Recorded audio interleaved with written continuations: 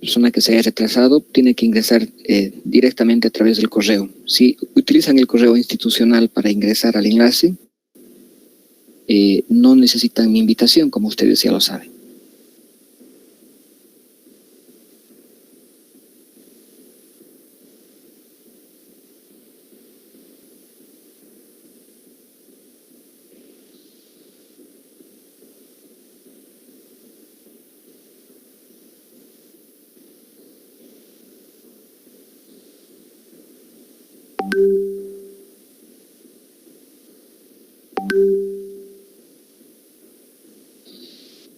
Bien, ¿pueden ver la presentación? Sí, doctor, se ve. Ok. Si tienen algún problema con el audio o con las imágenes, por favor, les rogaría que me avisen. Bien, lo que vamos a hacer ahora es revisar de esta presentación que se las voy a enviar por WhatsApp íntegra, solamente algunos componentes de la misma que necesitan alguna aclaración. De tal manera que aspectos relacionados como epidemiología son aspectos que ustedes tranquilamente pueden revisar en esta presentación y no necesitan mayor explicación. Solamente saber que es un importante problema de salud pública en muchos países, como en el nuestro. Estos datos en particular son claramente ilustrativos de lo que señalo. Estos aspectos básicos sobre el origen de la enfermedad, que como ustedes saben muy bien, es el Trypanosoma cruzi, tiene un ciclo de vida que ustedes lo han repasado antes, cuando han llevado parasitología. Y este es uno de los mejores gráficos que muestra continuamente los estadios que ocurren tanto en el ser humano como en el triatomino. Y por lo tanto, esto también no necesita mayor explicación. Este cuadro es bastante claro para ser explícito por sí mismo. Por lo tanto, les rogaría que lo revisen porque les voy a preguntar. Con relación a las modalidades de transmisión, aquí hay un par de aspectos que me gustaría puntualizar en relación al mismo. Tenemos un importante rol en lo que se refiere a los animales domésticos. Los perros, los gatos, los conejos, las aves de corral, que se encargan de mantener el ciclo domiciliario y el peridomiciliario.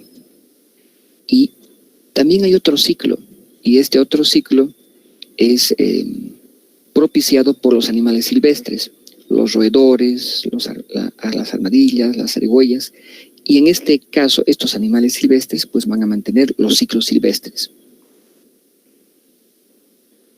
Bueno, esta es una zarigüeya para quien no conozca. Son muy simpáticos. Y para quien no conozcan, esta es una gallina también. Bien. Una pequeña puntualización en relación a las modalidades de transmisión. Ya sabemos todos nosotros que hay una transfusión por sangre. Prueba de ello es que cuando ustedes van a donar sangre, les hacen una prueba y una de ellas es en Chagas.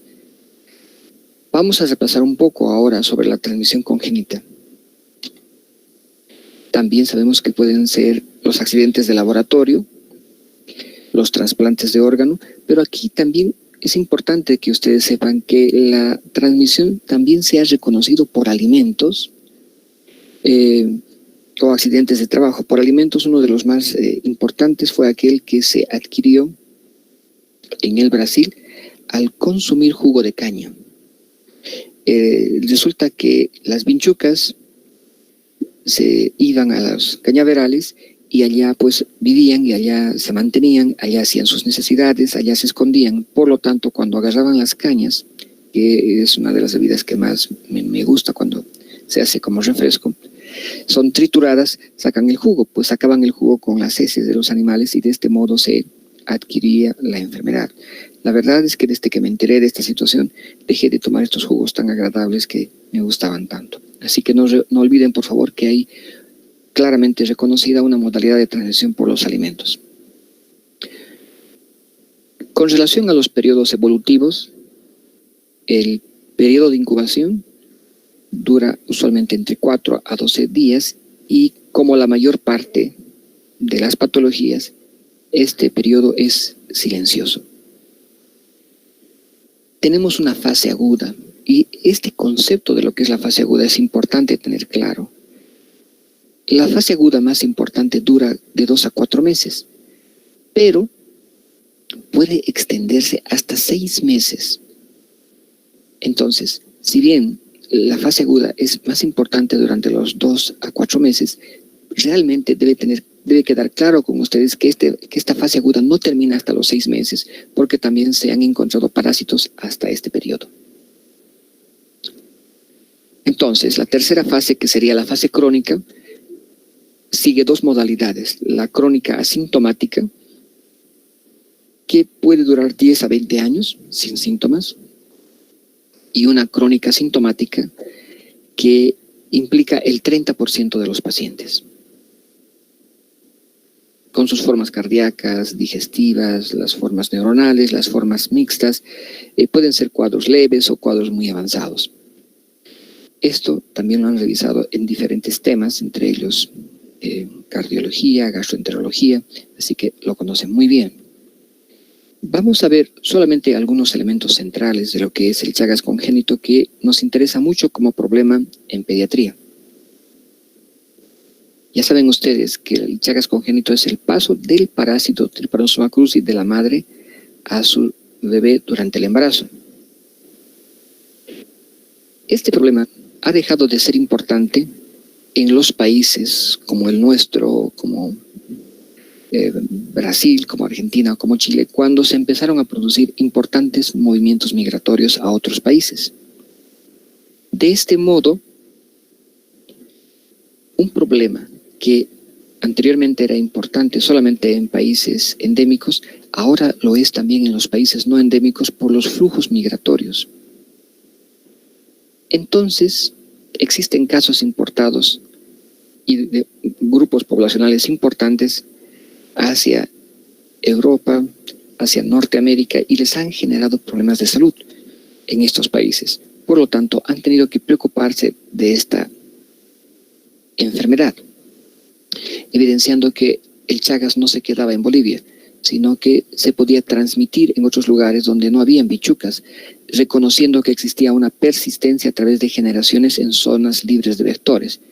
Por lo tanto, el Chagas actualmente está considerado por su importancia con estos flujos migratorios como una enfermedad emergente. La tasa de transmisión es muy variable. Podríamos decir que fluctúa entre el 2 al 10%. Estas tasas de transmisión se definen como la enfermedad parasitaria de origen congénito más frecuente en países, por lejos de cualquier otra enfermedad de origen parasitario como la toxoplasmosis, por ejemplo. Entonces, el Chagas congénito es la enfermedad parasitaria congénita más frecuente en nuestro medio. En términos simples, esto significa aproximadamente que 1 de cada 20 madres chagásicas tendrán un recién nacido infectado. Estas tasas se han ido reduciendo a medida que las condiciones de salud pública han ido mejorando, las condiciones básicas de vida, la mejora en las habitaciones, la disminución de los índices de pobreza. Lo que sí hay que estar claro es que si la infección de Chagas congénito se adquiere en forma temprana, existirá mayor mortalidad por la enfermedad, de tal manera de que el periodo evolutivo sería mucho más largo, porque empezaría ya en la vida intrauterina. El Chagas congénito no deja rastros de que se ha producido. No hay signo de Romaño, por ejemplo. Por lo tanto, la transmisión vertical que se produce es invisible. Y esta transmisión puede realizarse a través de la sangre materna, a través de la placenta o a través del líquido amniótico, pero también en el momento del parto. Durante mucho tiempo se discutió sobre el Chagas congénito, que se transmite por la lactancia materna. Y durante mucho tiempo se trató de probar de que si bien esta forma de transmisión es teóricamente posible, no se podía evidenciar en varios trabajos de investigación que se hicieron sobre el mismo, hasta que finalmente sale un artículo sobre el Chagas congénito, en una transmisión por lactancia materna. Cuando uno lee un poco la historia sobre este artículo que hablaba sobre la transmisión por la lactancia materna, resulta de que al poco tiempo de haberse publicado en una importante revista científica, uno de los autores del equipo que realizó el artículo hizo un cuestionamiento de su propio trabajo y admitió indicar que si bien el trabajo se había llevado con todas las características que se había mencionado, omitieron un sesgo en el análisis.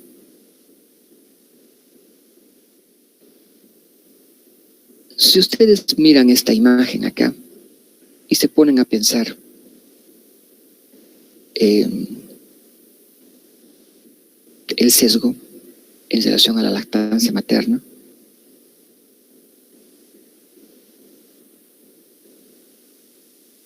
reconociendo esta imagen que ustedes la ven acá, que estoy señalando con el puntero, ¿cuál creen ustedes que fue el sesgo que se omitió?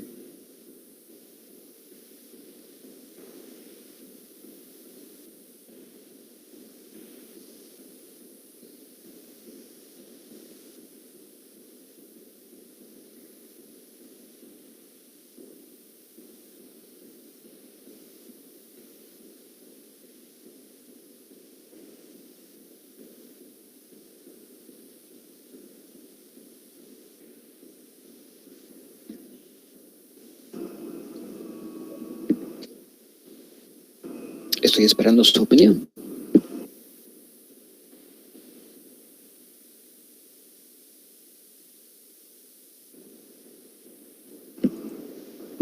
Tal vez las grietas en los pezones, doctor. Exactamente, ese fue el sesgo. Por lo tanto, no se podía asegurar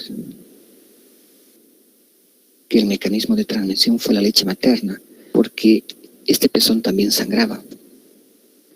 Por lo tanto, pudo haberse transmitido por la sangre. Entonces, estas grietas del pezón representaban el sesgo fundamental.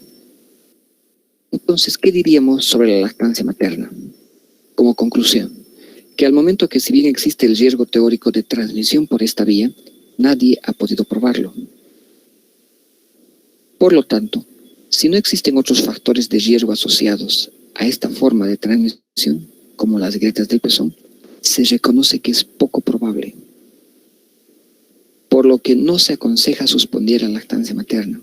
Y mientras no tengamos una evidente prueba científica sobre esto, no se considera la lactancia materna como una fuente de transmisión si es que no hay factores de riesgo asociados.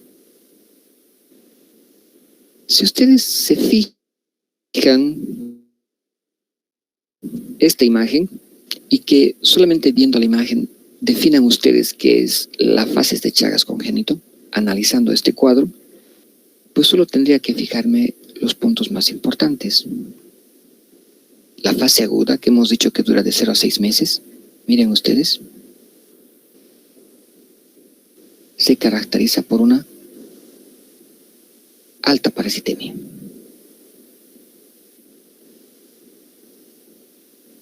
Y que esta parasitemia se viene abajo en la fase crónica. Entonces, ¿qué diríamos en general? Que en la fase aguda se caracteriza por una elevada parasitemia. En cambio, en la fase crónica, la característica viendo esta imagen es que hay una elevada cantidad de anticuerpos y una baja cantidad de parásitos. Si me doy cuenta de esta situación, está fácil comprender que si me permiten pensar y responder cuál es el método de diagnóstico en la fase aguda, básicamente tendría que decir la búsqueda de parásitos. Porque como ustedes ven, los anticuerpos recién están empezando a generarse. Entonces, el punto es la búsqueda de parásitos. En cambio acá, si me preguntan cuál es el método de diagnóstico después de los 6 meses, si los parásitos son apenas detectables, no desaparecen, pero son cantidades muy pequeñas, por lo tanto los métodos parasitarios no me servirían de utilidad. Tendría que utilizar la búsqueda de anticuerpos a partir de lo que considere la fase crónica. Entonces, los criterios para el Chagas congénito, como ven en mi animación, podríamos decir que el primer criterio sería tener un recién nacido de una madre con serología positiva. Segundo, que el parásito que se identifique al nacimiento poco después, porque el Chagas congénito en realidad es una forma aguda de Chagas. Por lo tanto, que tendría que buscar en el recién nacido parásitos y que se identifique al nacimiento o poco después del mismo. 3. Que si utilizaría la búsqueda de anticuerpos, tendría que decir que los anticuerpos específicos que no provienen de la madre son detectados después de los 6 meses. Y que además debo estar seguro que he descartado otras vías de infección, como por ejemplo la transfuncional o la vectorial. Si estoy encontrando anticuerpos en un lactante mayor de 6 meses, estoy hablando de una fase crónica del Chagas. Para ser más claro, una fase crónica reciente.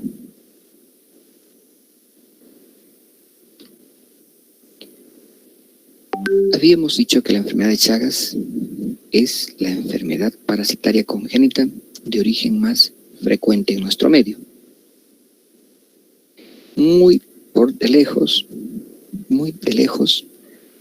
de la otra enfermedad parasitaria que tanto estudiamos como es la toxoplasmosis. Si comparamos ambas enfermedades, el Chagas con la toxoplasmosis, podríamos ver que la fase crónica es la forma más frecuente en la cual se encuentra la madre para transmitir la enfermedad. Que las madres que se encuentran en la fase aguda también transmiten la enfermedad, pero la mayor parte de las madres están en la fase crónica, muy pocas en la fase aguda. Es por eso que se puede transmitir en ambas fases, en la fase aguda y en la fase crónica al niño, pero la madre generalmente ya se encuentra en la fase crónica. En cambio, en la toxoplasmosis, para transmitir la enfermedad, la madre tiene que estar solamente en la fase aguda.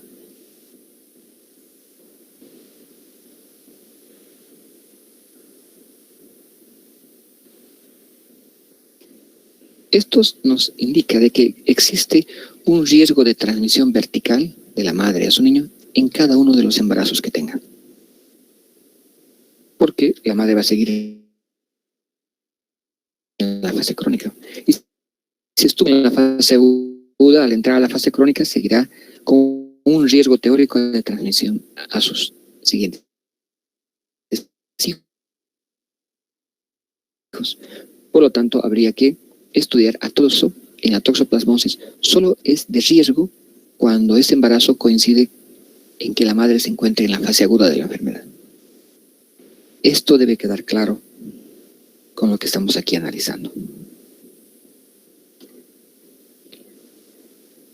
Bien, hemos dicho que esta enfermedad no se puede ver en el momento en el que se produce. No hay signo de romaña, no hay signos evidentes de la picadura, es una enfermedad que se produce en forma silenciosa. Pero también es una enfermedad silenciosa, porque lo que hemos descubierto es que la mayoría de los recién nacidos son asintomáticos. La presencia de síntomas que se describían en los niños, en los textos clásicos anteriormente, estaban relacionados con el síndrome Torch. Ustedes saben que un síndrome es un conjunto de signos y de síntomas. Y que este conjunto de signos y de síntomas permiten clasificar de un universo de posibilidades en 3, 4 o 5 grupos de enfermedades que tienen como común denominador los mismos signos y síntomas. En el caso del síndrome TORCH, el conjunto de signos y síntomas comunes eran bajo peso, hepatoesplenomegalia, ictericia. Entonces, hepatoesplenomegalia, bajo peso e ictericia eran el común denominador del síndrome de TORCH. ¿Y qué posibilidades diagnósticas tenían estos niños que tenían este común denominador? TORCH es de toxoplasmosis o de otros, en los que se encuentra el Chagas, TORCH, ¿no? Rubiola, citomegalovirus y herpes. Por lo tanto, como ustedes verán, en el síndrome TORCH, ese conjunto de signos y síntomas en común, bajo peso, prematurez e ictericia, podían agrupar a estas enfermedades. De tal manera que en este periodo, cuando encontraban niños con signos como los que acabo de mencionar, ictericia, hepatoesplenomegalia, bajo peso, investigaban Chagas. Y como consecuencia, un porcentaje significativo de estos niños resultaban siendo Chagas. Entonces asumían que estos eran los síntomas. Pero fíjense ustedes, estábamos buscando el diagnóstico en los niños que tenían síntomas. Pero aprendimos a pensar mejor en los procesos de investigación.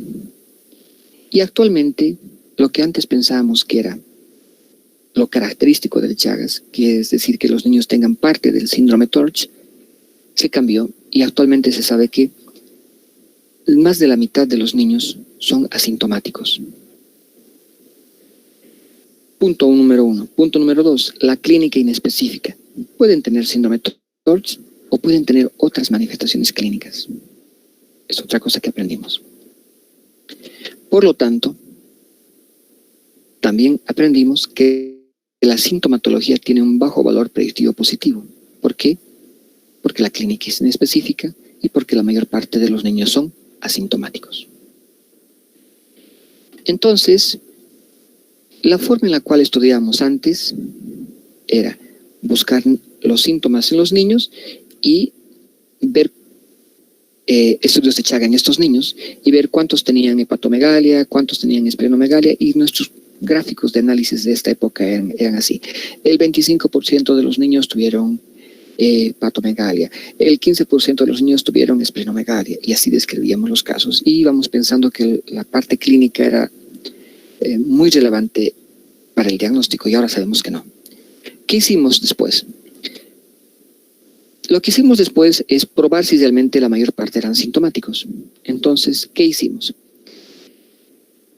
En negro significan madres que tienen Chagas y bebés que tienen Chagas.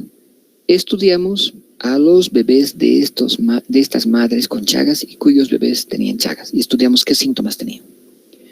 Luego los comparamos con las madres que tenían Chagas, pero que no transmitieron la enfermedad a sus hijos, porque ya saben que la transmisión no es del 100%, ¿verdad? Entonces, comparamos los síntomas de estos niños cuyas madres tenían Chagas, pero que ellos no se habían contagiado, y los comparábamos con este otro grupo. Y luego estudiamos un tercer grupo, madres que no tienen Chagas e hijos que no tienen Chagas, y los comparamos con los otros. Y analizamos para ver si existían o no diferencias significativas, y nos encontramos con una realidad completamente diferente. La mayor parte de los niños eran asintomáticos, la clínica era inespecífica. Entonces comprendimos de que hay que estudiar a todos los hijos de las madres congénitas, a todos los hijos de las madres con Chagas, independientemente de los síntomas, en búsqueda del Chagas congénito.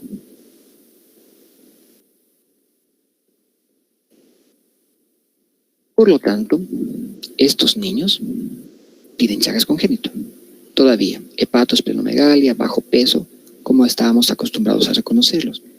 Edemas, síndrome de distrés respiratorio, que fue una de las cosas que se encontró y que antes no estudiábamos en los niños con síndrome de Torch, porque el síndrome de Torch no tenía distrés respiratorio como componente importante. En el Chagas congénito, un porcentaje significativo tenían un distrés respiratorio asociado. Y esto fue un hallazgo. Sí, seguimos encontrando niños con bajo peso, con Chagas. Claro, ya sabíamos por el síndrome Torch. Pero lo que no sabíamos es que estos niños que también tienen Chagas congénito son asintomáticos y estos representan la mayor parte de los niños. Entonces, la cuestión es de que si conocíamos esto, la forma en la cual se comportaba la fase aguda y la fase crónica, con alta parasitemia, baja cantidad de anticuerpos en la fase aguda, alta cantidad de anticuerpos y baja cantidad de parásitos en la fase crónica, se pudo diseñar un protocolo de inicio. La inmunoglobulina M, a diferencia de otras enfermedades, no probó ser útil para el diagnóstico de la fase inicial, como ocurre en la mayor parte de las enfermedades. En el Chagas congénito no sirve ni la inmunoglobulina M ni la inmunoglobulina A, solamente sirve la inmunoglobulina G. Por lo tanto, solamente pueden probar Chagas crónico después de los 6 meses. Que quede eso muy claro, la inmunoglobulina M no sirve en el Chagas congénito, probado en diferentes países del mundo. Si sabemos esto, podríamos hacer un protocolo de diagnóstico muy básico, que luego veremos cuál sería el más básico para organizar nuestra cabeza. Una madre con serología positiva, ¿ok? Si el niño está menor de 6 meses, le hago una prueba parasitaria que se llama micrométodo al nacimiento. La sensibilidad de esta prueba es entre el 95 al 98%, no es del 100%. Por precaución repetiré una vez más. Si sale positiva esta prueba de micrométodo, ya sea al nacimiento o un mes después, digo, es un Chagas congénito y tratamiento. Si el micrométodo es negativo, en esta edad, pues ya sé que esta prueba no es 100% efectiva. Por si acaso voy a hacer un control serológico después de los 6 meses. Si sale positivo, diré, este es un Chagas crónico y haré tratamiento. Y si sale negativo, diré, no está infectado. Pero si la madre sale serología positiva y lo veo a su hijo mucho tiempo después de que nació, después de los 6 meses, entonces le hago serología. Generalmente 1 o más veces para confirmarlo, y si sale positivo, digo, ok, este es un Chagas crónico y hago tratamiento. Y si sale negativo, pues digo, no está infectado. Este es un algoritmo simple en base a lo primero que aprendimos. Lo primero que aprendimos fue esto. Utilizando el sentido común, podríamos hacer este diseño.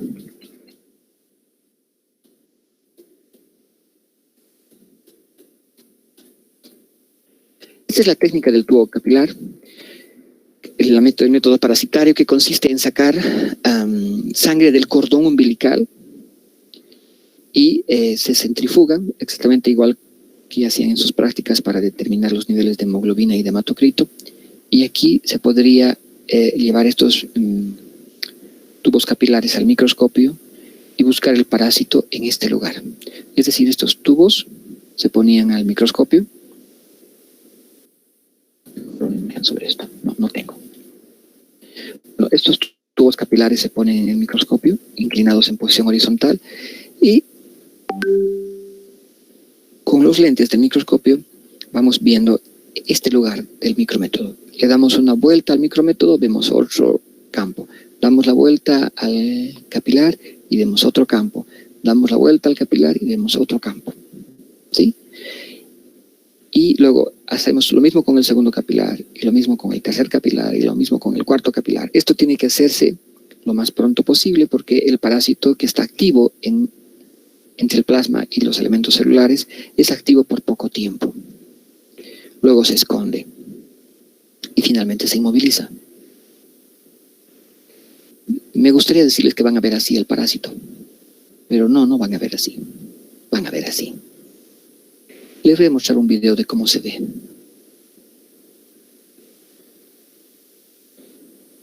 Van a ver así.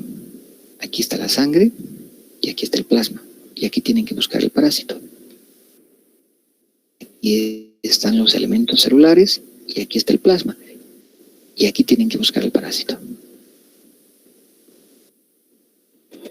Okay. Luego, tuvimos que pensar con calma el método de diagnóstico del protocolo. Fíjense ustedes lo que ocurre con la inmunoglobulina G. Y aquí tenemos los niveles de inmunoglobulina G, una vez que se produce el embarazo en el niño. Este es un niño y estos son los anticuerpos de su madre. Fíjense ustedes que una vez que se produce la concepción, se produce un paso de inmunoglobulina G, un paso, una transferencia pasiva de inmunoglobulina G. A medida que va pasando el tiempo del embarazo, hay mayor paso de inmunoglobulina G. ¿Sí? De tal manera que aquí es el momento del nacimiento. En el momento del nacimiento, y poco antes del mismo, ha habido un importante paso de inmunoglobulina G de la madre que tiene Chagas. Por eso es que sus pruebas salen positivas para inmunoglobulina G. Y la madre le ha pasado sus anticuerpos a su hijo. Y después de que el niño ha nacido, ya no hay paso de anticuerpos. Entonces empiezan a reducirse. Al nacimiento están muy elevados, a los 3 meses empiezan a disminuir, a los 6 meses casi han desaparecido y, por lo tanto, la mayor parte ya no tiene anticuerpos de la madre a los 6 meses.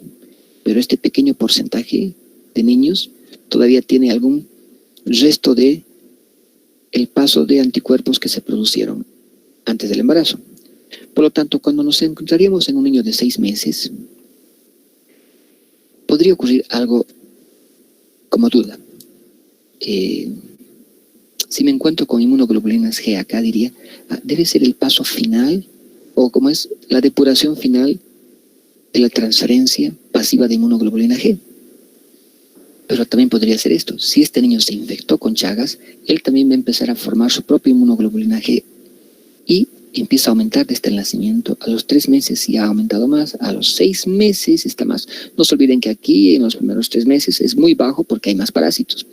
Pero a los 6 meses ya tiene una mayor cantidad de parásitos y después de los 6 meses ya hay mayor cantidad de inmunoglobulina. Mayor cantidad de inmunoglobulina.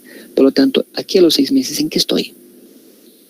En un niño que está terminando de reducir lo que pasó mamá o está produciendo lo que le está empezando a aumentar.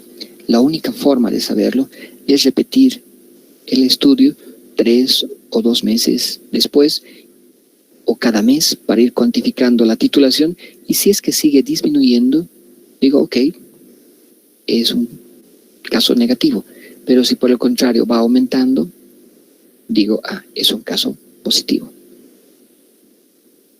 Entonces, era necesario mejorar el organizador gráfico. Este organizador gráfico que se los voy a presentar ahora en resumen, lo tienen que repasar varias veces. ¿Por qué? Porque en su examen les voy a presentar casos clínicos y ustedes tendrán que resolverlos. Así que, por favor, este organizador gráfico que se ha mejorado del preliminar, después de haber pensado todos los elementos que acabamos de decir, tienen que conocerlo bien, por favor. Miren, tenemos una mujer embarazada o en trabajo de parto. Y si ustedes están justo en ese periodo, entonces pueden tomar sangre del cordón umbilical antes del expulsivo, antes del alumbramiento de la placenta. Si es que ya llegaron cuando el bebé había nacido, pues ni modo, van a tener que tomar muestra en sangre periférica de la madre. Pero si está la madre en el periodo expulsivo y aún no se ha producido el alumbramiento, tomen la sangre del cordón umbilical. Con esa sangre del cordón umbilical o con la sangre periférica hacen serología para Chagas para la madre, para ver si tiene Chagas o no. Si es negativo, como vivimos en una zona endémica de Chagas, hay que volver a repetir esta prueba en cada embarazo, porque de repente ahora es negativa en este embarazo, pero pudo haberse contaminado o contagiado o infectado en el otro. Entonces hay que hacer un control serológico en cada embarazo. Si la prueba de esta serología para Chagas, que se obtuvo de sangre del cordón, si la madre estuvo antes del alumbramiento y pudieron tomar el cordón, o si ya vieron a la madre después de que su niño ha nacido, han tomado sangre periférica, sale positivo, entonces positivo por si acaso, utilizando la técnica de Hay, es de 1 en 16. Si sale positivo, entonces ahora tengo que estudiar al recién nacido. ¿Cómo voy a estudiar al recién nacido? Buscando métodos parasitarios. ¿Cuál es el método parasitario? Micrométodo. Utilizo la misma sangre del cordón que he empleado para diagnosticar a la madre. De la misma muestra de sangre del cordón voy a buscar parásitos en esa misma muestra. Si el niño ya ha nacido, voy a tener que pincharle al niño. Y en el niño, después de haberle pinchado, haré el micrométodo. Si el micrométodo sale positivo, digo, este es un Chagas congénito, es una fase aguda del Chagas congénito y hago tratamiento. Y después de 6 meses, tengo que hacerle un control serológico para ver si con el tratamiento el problema ha desaparecido. Ahora, si el micrométodo sale negativo, ya hemos dicho que tiene una sensibilidad del 95 al 98%, por lo tanto no es 100% seguro. Voy a repetir una vez más al mes, mínimamente. Lo mínimo necesario es repetir una vez más. Puedo repetir otra vez más. Si en todos estos sale negativo, voy a hacer otro control serológico. Este control serológico debo hacerlo después de los 6 meses. Actualmente se recomienda hacerlo mejor a los 8 meses para evitar ese pequeño paso transplacentario. Pero, ¿por qué se definió entre los 6 meses? Por el periodo de las vacunas. Las mamás vienen a vacunar a sus niños a los 2 meses, a los 4 meses y a los 6 meses. Entonces, aprovechar que vienen a ver a su niño para aprovechar en este periodo hacer un examen serológico también a este niño. Si el CAI sale negativo, la prueba serológica, porque ya estamos buscando aquí un Chagas crónico, estaría sano. Si el CAI sale débilmente positivo, no saben si está en bajada o está en subida. En bajada porque está terminando de depurar anticuerpos de la madre, o en subida porque son anticuerpos que el niño está generando. La única forma de saber es repetir el control 2 o 3 meses después. Si la dilución ha disminuido y ha negativizado, consideraré sano. Si la dilución ha subido, indicaré que es un Chagas crónico e iniciaré tratamiento. Pero también hemos reconocido que cuando la cantidad de anticuerpos es demasiado elevada, hay que considerar como Chagas congénito, muy elevada sin hecho, porque no se justifica que a esta edad haya tal cantidad de anticuerpos si ya sabemos que conceptualmente la depuración de la inmunoglobulina G aquí tiene que ser una mínima cantidad. Por lo tanto, cuando está muy elevada, hay que pensar que es un Chagas congénito.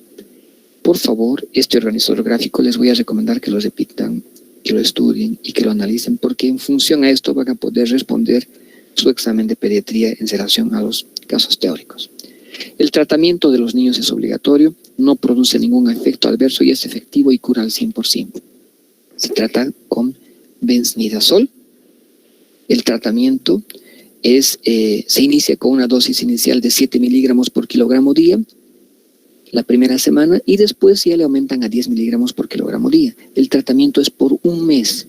Muchos países lo hacen por 2 meses. Está reconocido que es muy eficiente el tratamiento 1 mes o 2 meses. Nosotros aquí en Bolivia hemos tratado durante 1 mes con una curación prácticamente de todos los niños que han sido controlado el tratamiento. Por supuesto, mientras hago el tratamiento tengo que hacer un control semanal, exactamente igual que hago en la tuberculosis, para asegurarme de que el niño está recibiendo el tratamiento. El tratamiento, todavía no tenemos las suspensiones, tenemos que fabricarla, un comprimido de 100 miligramos en 10 ml de agua. Y utilizamos una jeringa como gotero. Aquí por si acaso no hay una aguja, solamente ha quedado el capuchón de plástico para que funcione como gotero. Este es un niño con Chagas congénito y este es un niño después del tratamiento. No se olviden que tienen que hacer un control médico semanal mientras están tratando a este niño para ver cómo está el niño, si está recibiendo su medicamento, si han tenido problemas con el tratamiento, reforzar la educación a la madre, porque todo el mundo le va a decir, qué lindo tu niño, estás sanito, no tiene Chagas, pero ¿cómo va a tener Chagas tan lindo, tan grande, tan gordo? No deben saber esos doctores, ¿qué le estás dando? Estas medicinas, ¿cuánto tiempo? ¿Un mes? No, no tiene nada tu niño. En fin, esa es la información que va a recibir. Ustedes tienen que hablar a la mamá, decirle, esta es una enfermedad que no da síntomas, que si no curamos a este niño, va, cuando sea grande y joven como usted, va a tener muchas posibilidades de tener enfermedad. Y eso hay que repetir continuamente a la mamá para luchar contra la desinformación que se produce en la comunidad. Y por supuesto, investiguen si no hay vinchucas en la casa. Si hay hermanitos, investiguen a los hermanitos con Chagas. Probablemente no tengan prueba. En conclusión, los factores que influyen en la transmisión congénita de Trypanosoma cruzi son todavía complejos y de difícil control. ¿Es necesario pensar en el Chagas congénito en zonas endémicas? Sí, por supuesto, como la nuestra, pero también ahora a nivel mundial por la migración. Si hacen un diagnóstico temprano, el tratamiento será eficiente. Amplíen la búsqueda de enfermedad de Chagas a todos los hijos de madres chagásicas. Nosotros hemos encontrado muchos hijitos con Chagas. ¿Qué voy a decir del Chagas pediátrico? La dosis del tratamiento es 10 miligramos por kilogramo día y sí, a los niños sí se debe tratar por 2 meses. ¿Qué más hay que decir? Estos niños, ¿cuál va a ser su evolución? Bueno, la mayor parte de estos niños van a curar, aunque los hayamos encontrado tarde, la mayor parte. ¿Y qué pruebas les voy a hacer a estos niños? Bueno, ya están en la fase crónica, tengo que hacerles pruebas serológicas. ¿Y cada cuánto les voy a hacer la prueba serológica? Cada año. Una vez que completen el tratamiento de 2 meses, tienen que hacer un control cada año, porque la negativización en estos niños tarda años, mientras en el niño con Chagas congénito, después del tratamiento, tarda 6 meses. En cambio, en sus hermanos, si tienen Chagas crónico, va a tardar años en negativizar. Algunos niños no negativizan nunca, pero disminuye su titulación de anticuerpos y pasan de grupo de riesgo alto a grupo de riesgo bajo. Por lo tanto, todos los jóvenes deben recibir tratamiento contra el Chagas. El problema es que el tratamiento tiene que hacerse bajo supervisión por razones distintas a las del recién nacido. Hacemos la supervisión en el recién nacido para asegurarnos de que reciban el tratamiento. Las reacciones adversas son infrecuentes. En cambio, en el niño y en el joven, en el adulto joven, la posibilidad de reacciones adversas es muy elevada. Las reacciones alérgicas son muy importantes. Por lo tanto, hay que hacerles un seguimiento continuo. ¿Por qué? Porque las reacciones adversas son importantes. Muy bien. El libro de Chagas congénito lo pueden encontrar en el internet. Chagas congénito es una publicación nuestra y que pueden descargarse todo el libro. Ahí están los algoritmos y la forma de trabajar. Bien, quisiera mostrarles nada más este video.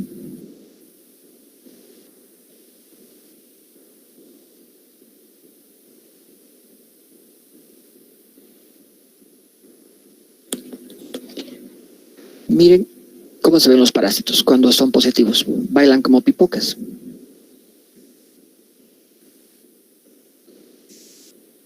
O, como dirían en mis épocas, bailan como break. ¿Pueden ver el video o estoy hablando solito?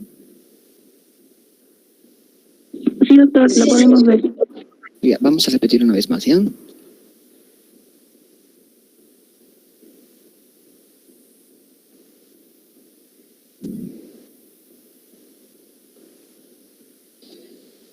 Aquí hay parásitos, aquí también, aquí también, aquí también, aquí también. Son como pipocas bailando por todo lado. Aquí está la sangre y aquí está el plasma. Cuando uno ve esto una sola vez en la vida, no se olvida nunca. ¿Qué ves? ¿Ves al parásito bonito, simpático, chulo? Nada, no ves nada. Lo que ves son a los parásitos bailando el break.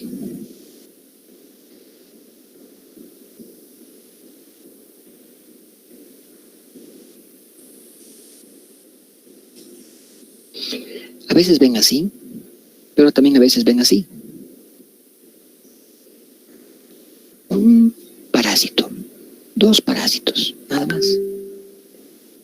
aquí uno que parece que está estirando la pata ya.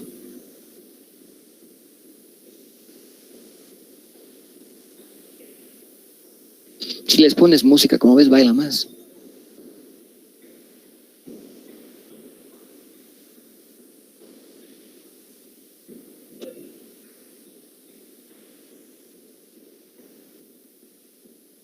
El último.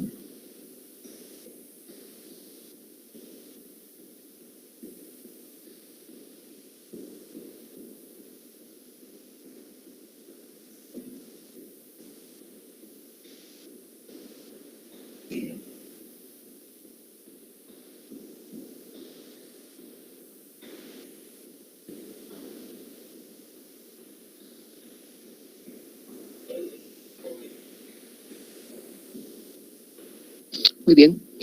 Acabamos de ver dos micrométodos, en uno en el cual se ven tantos parásitos que es muy difícil no reconocerlos, en otros en los cuales se ve apenas un parásito. Entonces, así es la cosa.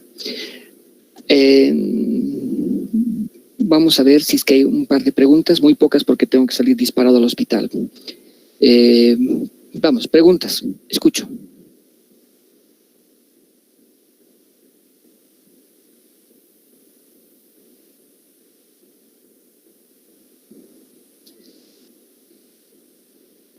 Preguntitas.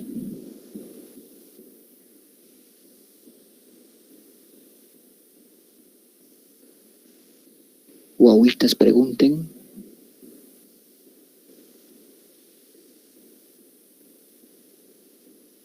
Bueno. Entonces eso sería todo por hoy. Pórtense bien, no hagan renegar, no chequeen mucho y nos vemos en la próxima clase. Que tengan un buen día. Hasta pronto. Gracias, doctor.